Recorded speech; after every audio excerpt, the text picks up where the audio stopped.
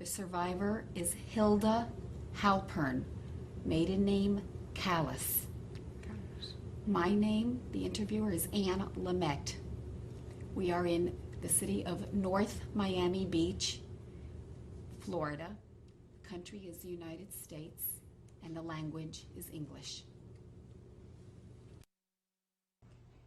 Can you state your name?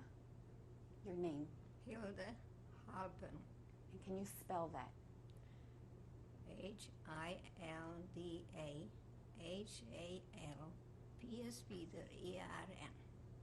And your name at birth, when you were born? Hilda Kalus. Kallus.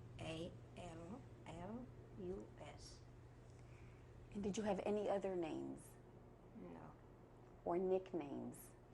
No. And your date of birth? 1920, October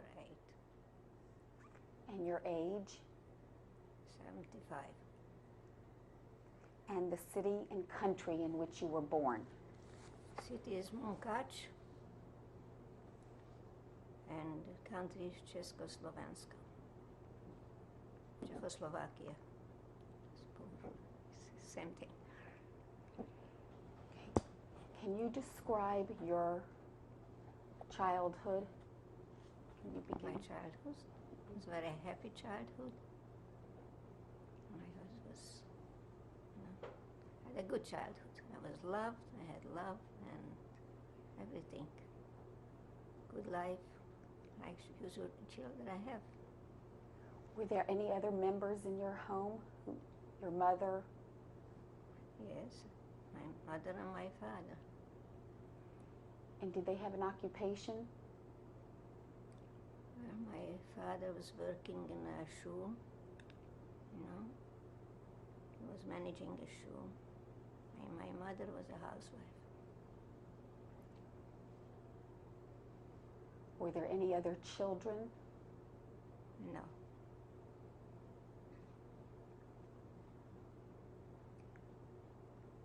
And how did your parents meet? It's hard to tell. I really cannot tell you that. I don't know. And can you describe? They lived in the same city, not far from each other, I suppose, and somebody introduced them.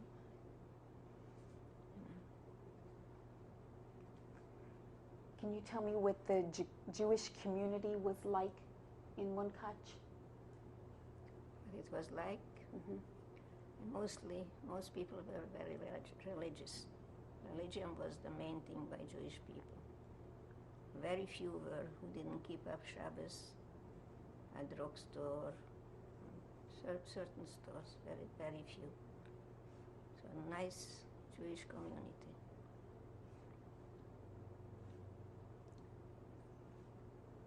And did your family celebrate Shabbos? Yes. We celebrated Shabbos and every holiday. Just the way it has to be. Can you describe that, how that was before the war? I should describe it. What do you mean by describe? What should I describe? What Shabbos was like in your home? Oh, this was beautiful.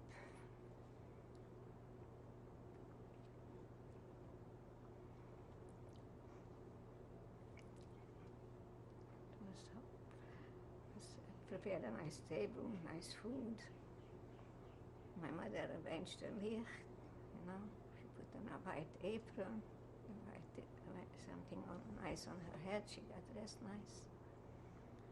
And then my father went to shul. He came home. He was making kiddush. We were washing. It was nice, it was chalis and everything, a beautiful table.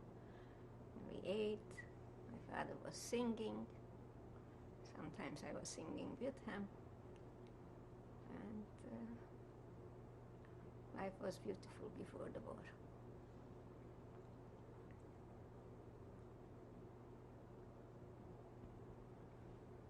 And what did you do for activities and for fun? I went to school. I did all the activities, went to the gym, and I was singing. I used to do it's called make all art. I was an artist. I was very artistic. I was singing once in a chorus, and I was like any other child, you know. I was doing everything with the children. I had friends, and what should I tell you? I wish it would last forever. Were you attending school? Please? Did you attend school? Yes, I attended school. Yes, I made 8 classes. Right. It was 4 elementary, and then it was like a junior high, what they called it. They called it in Hungarian, Polgári. And I was playing ball, playing everything. I was already a designer there. I didn't know later on I'm going to take up designing and do designing, and I was working in the garment center, making sample dresses, working with designers, was cutting, was making patterns. I worked about 20-25 years. That was already my married life. But that was already in America, yes. But before the war, you were working as you were going to school? No. The later years, when it was already hard times, the Hungarian moved in. I mean, they came in, the Czech had to leave, and the Hungarian were there. It was very hard for my father to carry any packages, or we were very restricted, you know, to many things. So I was working in a cosmetic store, in a partner store. I was working as sales girl by cosmetics. I had a beautiful face, beautiful skin, and they put me in that section where the ladies used to come and buy creams, and they always came and they told me, "Oh, you have a beautiful skin, and give me the cream you are using." I didn't use any cream that time, but I had to sell, you know. So I went in the back room and I got them a cream, and I told them, use this and this way you use it, and they used to come back and just give me again that cream what you are using, and so on, and they liked me very much there. And made a little. I had to help out my parents, you know, because they couldn't work anymore. It was getting very bad times. And what age was this at? How old were you? Well, I must be about 22. Were there any signs of anti-Semitism? Yes. At what point did you Well, feel this? when the Hungarian came in, they we were afraid even getting beat up, you know. They were very rough. And, you know,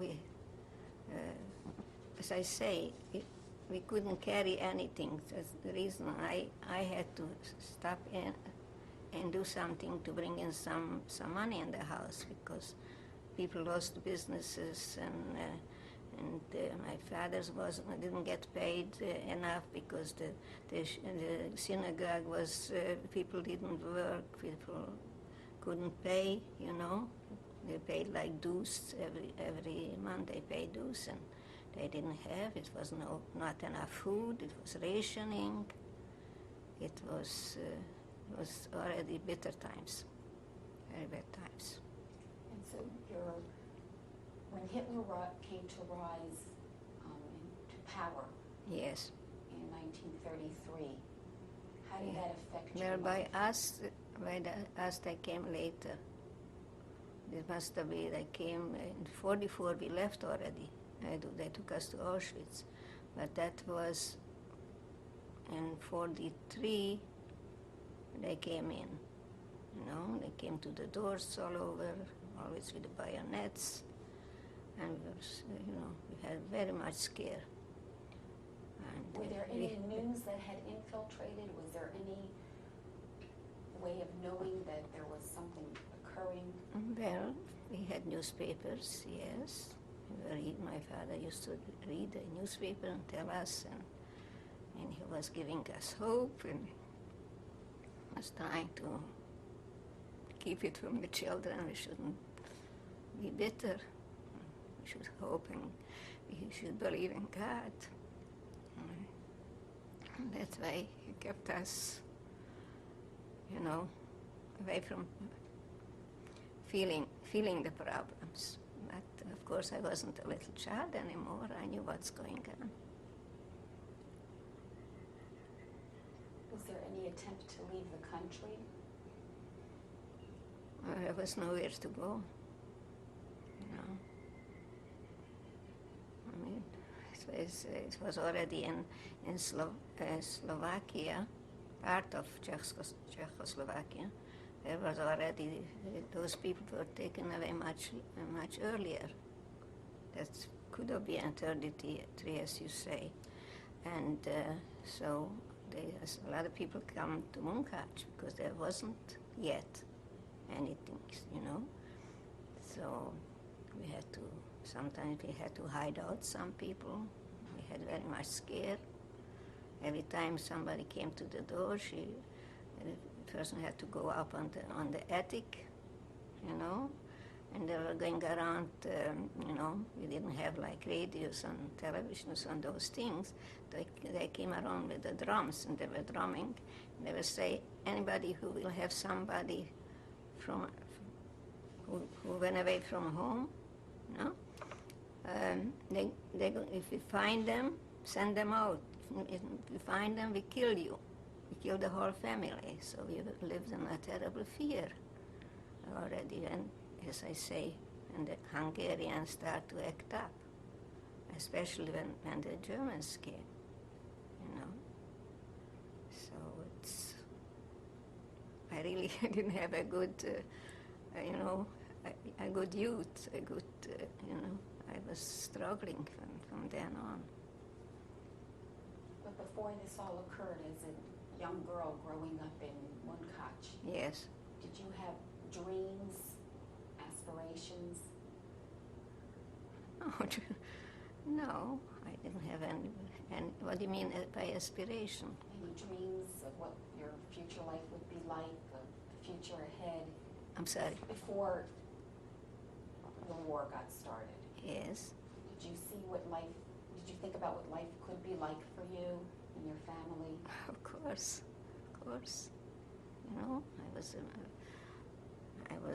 By us, in the Orthodox field, we didn't go out with boys. The parents used to select boys. Okay, but I was still too young, and it was coming on, they call it a shadchan, who met me with some friends and wanted to recommend, that's very interesting. He wanted to recommend his grandson for me.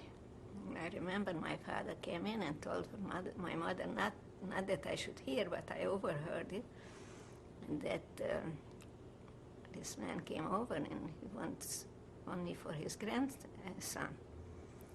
And so my mother asked, what did you say? So he said, well, I told him, it's bad times now, it's no use, she's a young girl, why should we now tie her down? We don't know anything, what's going to happen. If the war will be over, we can talk about it. So when the war went over, I met my husband, and that was his grandson. Oh, so he was shadchan to you Right. before the war. He was shadchaning for me, his grandson. And then when I started to talk to my husband, I knew him. I knew his grandfather lived in Holucaust.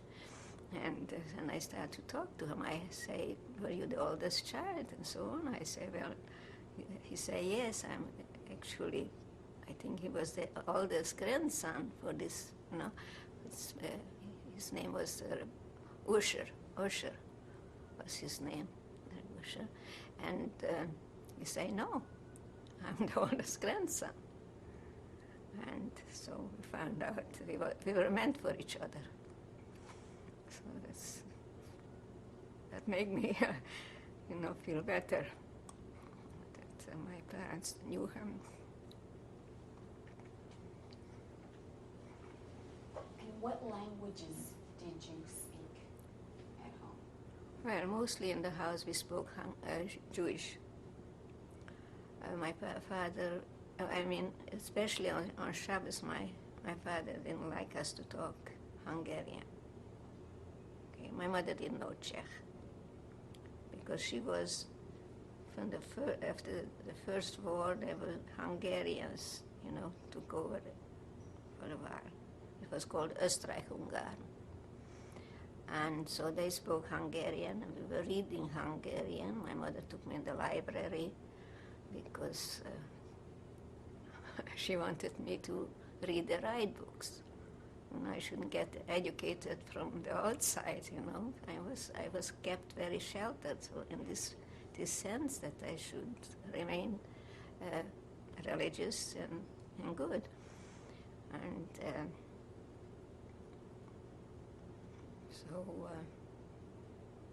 so what I mean to say that we spoke, in the house we spoke Hungarian. And in school, I went to Russian school. That was the nearest school, and I was very sheltered from my mother. She was worried I crossed the street, although we didn't have too many cars that time. It was just it was called couches, with a horse.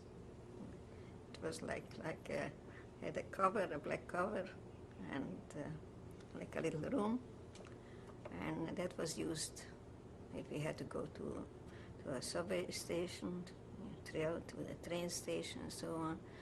And it was just a few cars. Maybe a doctor had a car, some rich man, very, very. But anyway, my mother was afraid that I should cross the streets, So this was the closest. It was two crossings, which one she could even control. She could see me, or she took me across the street. And the other, I had to ask somebody to cross me, like children here, And it was a sweet life. And what language did they speak in school? It was called, it was Russian, but it's not like the language in Deep Russian. It was called Ukraine Russian. But I wasn't too good because I didn't have where to practice. When I came home, my parents didn't know the language, But I made pretty good schooling. I passed all the classes. And as soon as we went out, we were talking Hungarian with the girls because they had the same type of mothers, who spoke Hungarian and Jewish. The girls mostly, like here in America, we talk in English, So the language, the general language was Hungarian, and the house language, my mother language, they call it, the house language was Jewish. And what type of subjects did you learn in school? What we learned? Subjects. Well, in the first classes, we start with ABC, and we were learning history and geography, and we were learning needlepoint and those kind of things. It was, they called it, I don't know how they call it. Like an art class, art and craft, something like that. And we were singing. We had songs. And we had a religion teacher who came in once or twice a week and taught us religion. And I was very much interested in art. Even then, I was maybe 7 years old, but very young I was, and I was I was writing in the school, in the class. Say, suppose it was President's birthday, or and it was the graduations. It was long papers, you know, and it was put up on all over the room, like welcome President, or the graduation, you know, all kind of poems, all kind of things. I was doing that already. I would say when I was 8 or 9 years old. When I was 7 years old, I was saying a poem for the president. And that's how I was. I was always in artistic. And my mother was always afraid that, you know, that I will get out of hand because the artist didn't have such a good name that time. So she you know, he tried to discourage me, you know, and what you need is much work, you know, late night, you know, I had to do homework, and I, you know, had other life also. So my mother used to say, what do you need is break in your back so many hours? I say, Mommy, I like it, you know, I just like to do it. And I was very famous for those things in school. Everybody liked me, you know, and we didn't have too much. We didn't have too much toys. It wasn't such rich life like here. So I used to take a piece of wood, and they chopped the wood. You know, we had the ovens. The ovens was heated. Was fire. We had fire with wood. I took a piece of wood which had a round. Wood was like that round, you know. So it had a round piece, and I took. My mother gave me some little rags, pieces of woods, and I put a white piece on the end of the paper, on the wood, the top of the wood, and I was making a face, and then I put a kerchief on her, and I made little dresses, and that is what I say. I started my designing knowledge then. And all the children were sitting around there and admiring me and helping me. But, you know, we had other excitement. It wasn't like just give money like today. Parents give money and just go, you know. You know, it was entirely different and very happy, very much family-like. You know, life was family was keeping together. It was sometimes 3 generations were living in one house, one apartment, because, you know, it wasn't nursing homes. If a grandmother or grandfather became, you know, widowed, they had room to stay there. If a daughter got married, the first daughter got married, they gave her the nice room, the nice bedroom. And then parents moved out in the, you know, it was like a dining room, you know, and there was still a bed in the kitchen and so on. And, you know, family, I tell my children also that here, you know, it is not such a close family tie like it used to be in Europe, because families lived together. We didn't have bedrooms for 6 bedrooms or how many bedrooms, where it was, when it's 3 children, they need 3 bedrooms, you know.